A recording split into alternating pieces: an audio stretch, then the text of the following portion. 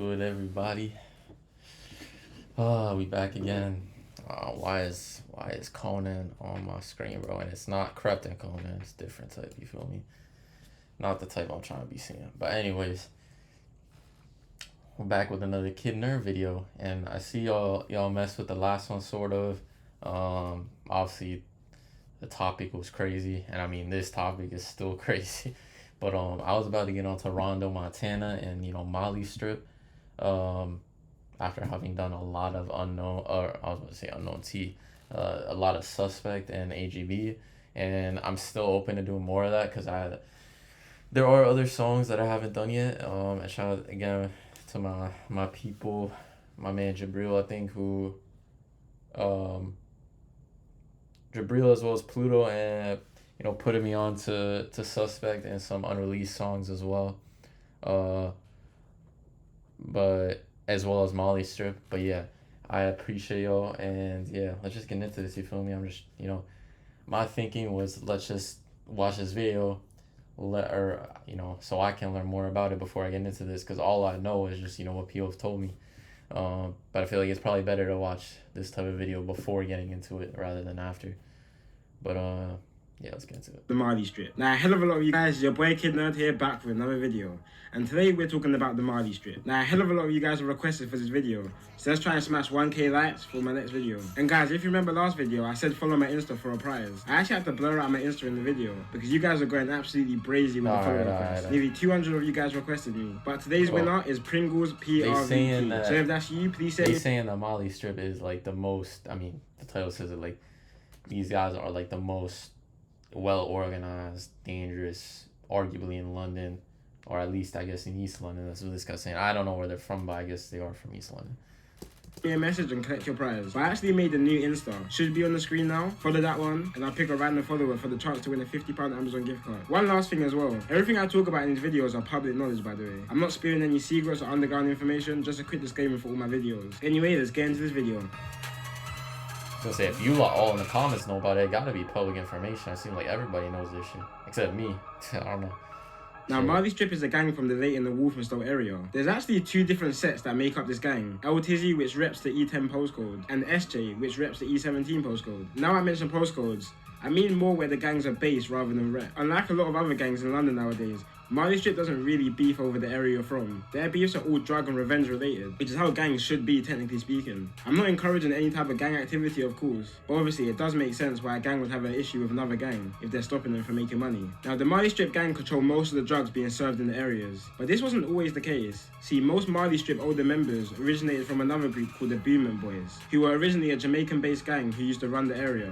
The Booming Boys are based in an estate in East London called Booming Road, and they're the longest established gang in the area, and are thought to have around 100 members. In the late 90s especially, they were seen as the most dominant gang in the area, but the Booming gang has always had issues with neighbouring gangs in the area, like the Oliver Close gang, or OCG, when a member of OCG robbed a member of Booming Boys over a dispute over drugs. So the Booming crew around these times was the biggest gang in the area, because of the size of their estate. But because they were beefing so many different smaller areas, they were starting to get outnumbered. Estates are the UK version of the projects, if you don't know. And just like what we're seeing a lot now with these older crime-ridden estates. I was gonna say, yeah, estate. Yeah, because the projects in the U.S., not that I know about that personally, but the shit is crazy out there. But yeah, I sort of know a little bit about the kind of estate sort of, what's going on there, just from Top Boy and just seeing how it looks, those tall ass apartment complexes and all that.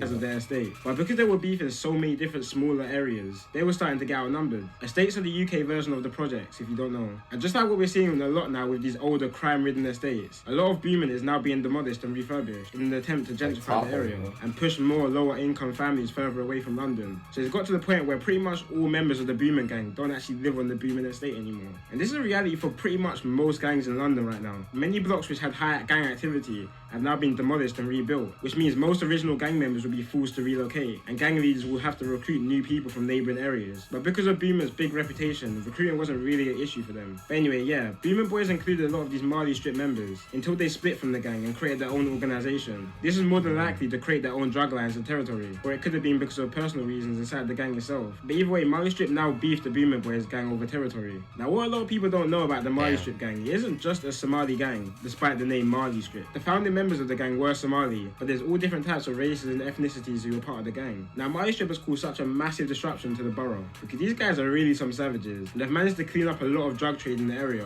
while also running county line operations outside of London, where it said they also operate in Essex, and even all the way... See, he called it county line operations outside London, you know, people be saying going cunch. So I guess that's just the whole idea of county line, like the whole county thing is just basically meaning like going outside of London and to do business for like that. But yeah, these men...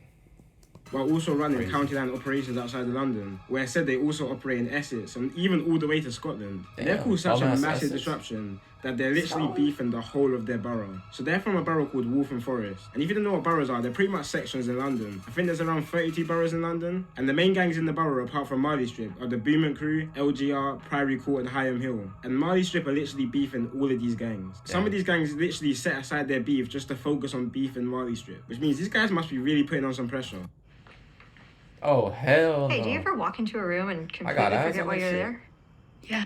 But Malistrip isn't the only Somalian-based gang that have shown their ruthlessness. Other Somali gangs like Aga Grove in Camden have also shown they're not to play with. Yep. And this isn't just a UK thing. Somali gangs have dominated a lot of other too countries smoky. like Sweden and Canada, where they operate mass drug operations over there as well, and have a big reputation of being Dang, quite savage. Sweden? Canada? That's crazy. I mean, Where I know is there's it? Somalis. There's Somalis all over the globe, you feel me? Shout out to Somalia, but the fact that Sweden and Canada is surprising, bro. And this is a business. So I ain't gonna lie, even as an American, I thought Canada wasn't, except for maybe like Toronto and maybe Vancouver, like there's not, this dude's just nice as fuck, just, I mean, Justin Bieber and them, man, you know? Other Somali gangs like Aga Maple Grove in syrup, Camden fam. have also shown they're not to play with.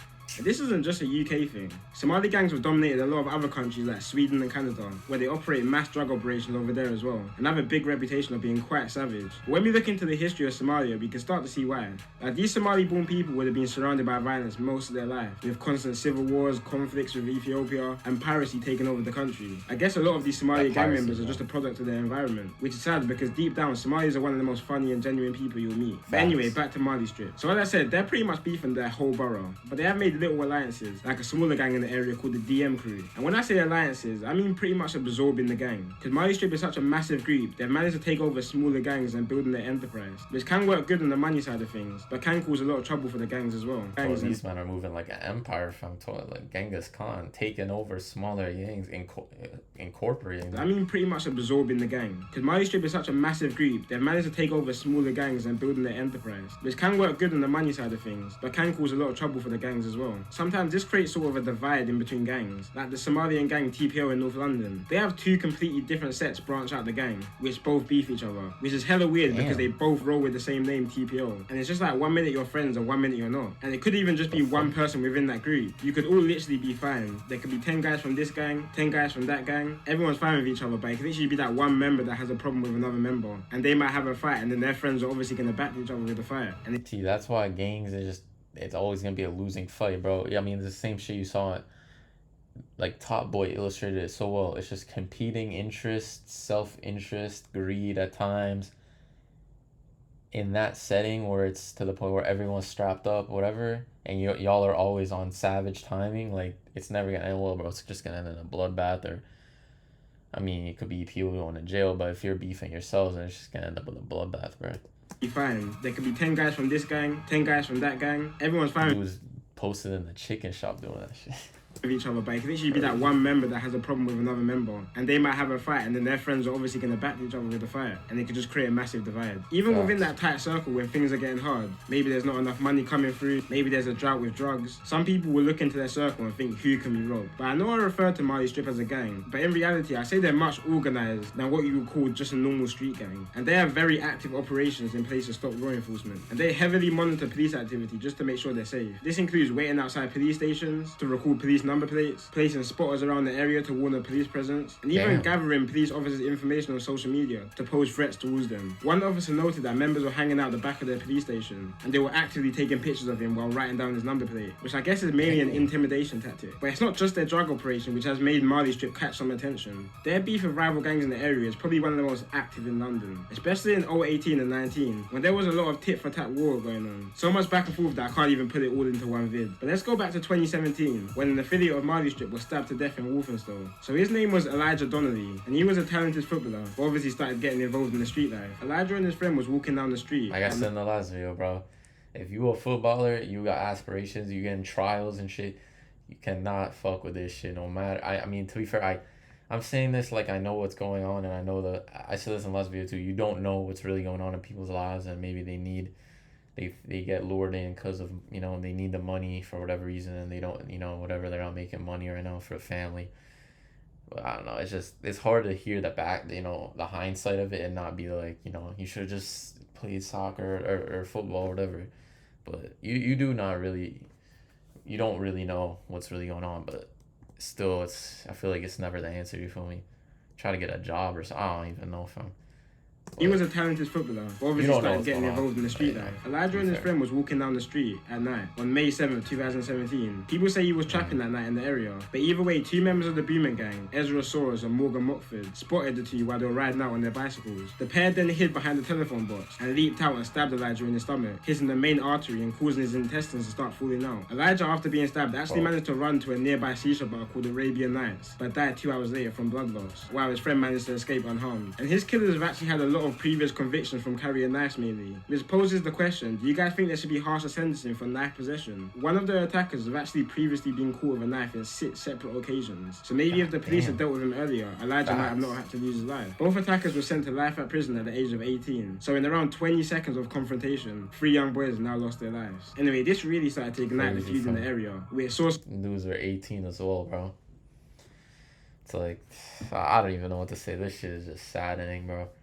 But there's so much shit you could say about this, like, oh, they should be getting higher sentences originally for just, you know, knife possession, because that probably would have deterred this from happening again. What, you know, if they just weren't on the streets anymore because they got certain, you know, longer sentences, or maybe they got back out a little later and chose not to, you know, they're a little older, a little more mature, perhaps may have not chosen to follow the same path, you know, would have got even longer sentence or whatever. But yeah, I don't know I mean, it's kind of hard to speak on this shit because it's like you don't know. It's inexcusable, but you don't really know kind of people's motivations. You know, maybe they got other shit going on, but it's inexcusable, this type of shit. And ideally, obviously, you want it to end. You just want to be careful about the methods by which you try to alleviate it. You know, taking down drill videos isn't doing shit. It's not helping anyone. 3 young boys now lost their lives. Anyway, this really started to ignite the feud in the area, where it saw some tit for tat from both boys. Attackers were sent to life at prison at the age of 18. So in around 20 seconds of confrontation, 3 young boys now lost their lives. Anyway, this really started to ignite the feud in the area, where it saw some tit for tat from both areas. But unfortunately, on March 2018, it was clear that this feud had now spiraled out of control. 3 Malistrip members, Loic Nagiz, Hamza Ohak, and a 16-year-old boy that can't be named, were riding out on the hotspot for revenge when they mistook a man called Joseph William Torres for a gang member called Samuel Hunter and shot him dead in his van in Walthamstow, East London, which is obviously always sad to hear when an innocent person gets caught up in stuff like this. But when you compare the two, they actually look hella similar, like the same race, the same facial features and height. It's scary. And interestingly, the 2 murderers of Joseph were actually caught breaking into the home of Ezra Soares, the 18-year-old who was convicted of killing Elijah, who I mentioned before. The day after they broke into his house, the 2 members actually shot up an amusement arcade when they believed they saw Morgan Mockford, the other killer of Elijah. So you could already start to see where the links are between these murders, and how the first murder of Elijah has now ignited the mistaken identity killing of Joseph. It also shows how dedicated the pair was to revenge. They were still looking for revenge months after the murder. Anyway, that pair is now locked up for life. After this, the war in the area started going crazy. In one incident, a member of a local gang called Priory Court was riding out looking for Malistrip members and chased 4 members with a loaded gun, a knife, and a... At the Real luxury is Gucci, Louis Vuitton, Prada. Luxury is scoring something amazing for 90% of retail. Thousands of new finds every... My ad block turned off. That's why I apologize for that, guys. You feel me? Fuck the Real, bro. Their prices aren't even that good, bro. A member of a local gang called Priory Court was riding out looking for Malistrip members and chased 4 members with a member of a local gang called Priory Court was riding out looking for Malistrip members and chased 4 members with a loaded gun, a knife, and a Priory. After this, the war in the area started going crazy. In one incident, a member of a local gang called Priory Court was riding out looking for Malistrip members and chased 4 members with a loaded gun, a knife, and ammonia, while they hid in the off-license. Ammonia is basically acid, and what some gang members would do was squirt it into rivals' faces, leaving scars and causing their face to peel off, if strong enough. But yeah, Daniel was caught doing this and was sentenced to 15 years in prison, and was actually caught running 2 county line operations while in prison. Like, you've really got to be a serious boss to run a whole drug operation while being locked in prison. But the one murder that really started to shine light on this whole situation was the murder of 14-year-old Jaden Meavy. On the 9th of January 2018, Malistrip members stole a Mercedes and rid out to the Beamer Boys territory. They caught 14-year-old Jaden riding around on his moped when he was out dealing drugs, and drove the car at him at a high speed and pretty much killed him instantly from impact. The Malistrip members then jumped out the car and stabbed Jaden 9 times even though he was already dead, then fled away from the scene. One of these killers being 19-year-old Ayub, he was sentenced to die for the murder. Ayub is a classic example of a kid who's had a troubled childhood. He was then groomed into joining the gang. His father died while young, and he was put into foster care and worked under a Malistrip county line operation. And now this young man has now got to spend the majority of his life behind bars. Now when most people think about the group Malistrip, the rapper Richie comes to mind the most. He pretty much set the platform for the group with his song Bingo, and put his younger members on like Baby Maine, who is now doing numbers. And just a side note, I think Richie is a bingo, and put his younger members on like Baby Maine, who is now doing numbers. And just a side note, I think Richie is a seriously underrated rapper. Like, I don't think he's really got the recognition that he deserves. Well, allegedly, Richie was involved in a double murder of 2 drug dealers back in 2014. Now this isn't actually all confirmed and it's kind of just speculations, but Richie talks a lot in his lyrics how he beat a crazy case, and the timelines kind of match up. So in 2014, a group of 7 Malistrip members stabbed to death 2 rival drug dealers in the East London area of Leytonstone. 4 were found guilty and 3 were found not guilty, but one member actually fled to Algeria straight after the murder. 5 years later in 2019, this same member returned to the UK to clear his name, quote unquote, and was put on trial, and was eventually found not guilty of the double murder. And this was the same year that Richie burst onto the drill scene, where he mentions he beat a case. Obviously he was found not guilty for the murder, so if it was him or not, either way the person managed to beat the case. But if you actually type in Richie on YouTube, you'll see all of his original songs are gone. He just straight re-uploads them there. He put a message on his Insta pretty much saying he's stepping away from the gang life and is now devoting his life to Islam, which is why he deleted all the videos. Which if that is the case, then congrats to him. It takes a lot. Mashallah, bro. He did the Too Smoky route. God damn, bro. I think probably before Too Smoky though, because it seems like dude's been on the scene from early. But that's crazy that beating the case story. Oh my days, man. That's big up Algeria too. Big up all my Muslims, and mashallah on your thing, man. Leaving behind the haram, you feel me? Managed to beat the case. But if you actually type in Richie on YouTube, you'll see all of his original songs are gone. He just straight re-uploads them there. The fact that he took them down himself. He put a message on his Insta pretty much saying he's stepping away from the gang life and is now devoting his life to Islam, which is why he deleted all the videos. Which if that is the case, then congrats to him. It takes a lot to step out of that life and start fresh. So best of luck to him, and I hope he continues to follow that path. Whether that's actually the case or not, who knows though. We'll have to see. If you haven't noticed as well, none of these Malistrip murderers are actually Somali. Even Ayub was half Irish and Moroccan. So it just goes to show, even though the gang is called Malistrip, the gang is quite diverse. So in this video, I've probably named around 5 to 10 people under the age of 20 who have either lost their life or freedom to the streets. Obviously, we have sad cases like Ayub, who have had unfortunate starts to life, which has led them to make stupid decisions, which I'm sure he now regrets. But see, that's what I mean by that. And shout out to Kidner, because he's very smart by the way he does this. I like this guy's videos because not only is he informative, but he gives us a little input here and there, and it is like real shit that he's saying. Like, you got to be cognizant of what is going on in these kids' freaking, life prior to this. They got groomed to join the gang. They had an insanely tough start to life. Getting put in foster care. That shit is brutal, bro. And it's literally it shit gets to your mental, man. Like, of course you're going to make stupid decisions. Of course you're going to be vulnerable, especially if someone's damn near is grooming you to fucking get into a gang, bro. Like, and giving you, like, shit that you can't really refuse when you have a horrible life, you know what I mean? So you gotta understand the motivations behind this shit. You can't just criticize. But obviously, ideally, you don't want this shit to be happening. But it's definitely a complex issue, you feel me? Like, it's not just, let's take down the drill videos and, like, try to put everyone in jail, like, you know what I mean? But yeah, let's finish this show. Guys, cases like this are becoming way too common now. If you're watching this video and are starting to associate with some sort of gang activity or rivalries, then just stop now, please. If you're already fully involved, then fair enough. Maybe you can't be saved anymore. But this is a message to the young people who want to start getting involved or are slowly starting to get involved. Stop while you can now. These people who you think are your brothers and have got you for life, spend 5 years in prison and see which one will still be picking up your calls or sending you money. Ask someone who's doing life in prison right now, how many of his friends are still sending him money? While all these people in this video are now spending 20 years plus in prison, their old friends or gang members, whatever you want to call them, will all be getting on with their lives, starting a family, getting a job, going on holiday, while you're stuck in the box because you wanted to ride out for them same friends. Elijah's mum, who I talked about earlier in this video, says she still can't sleep at night after 3 years of her son's murder. Every day she goes to bed thinking her son will magically walk through the door and the nightmare will be done. Do you want to put someone's mother through that? And more importantly, do you want to put your own mother through that? Anyway guys, that wraps up today's video. Put in the comments what you want me to cover next. It's been your boy Kid Nerd, and peace out. Kid Nerd, bro, you were spitting facts, bro. But that's some rough shit to just be. Oh my god, that's rough shit to be making videos on. Ain't gonna lie, but he's spitting facts, bro. No one's gonna be riding out for, you know what I mean, like these people that you're riding out for. No one's gonna be sending you money or whatever, or you know, doing anything. Be it once you get locked up for, you know, a decent period, you get birded or whatever. Dave talks about this here so much, you know, talks about that on Heart Attack. He talked about it at the end, basically, like, these dudes are gonna, you know, dudes are gonna fuck your bitch, they're gonna stop sending you money, they're gonna not care about you.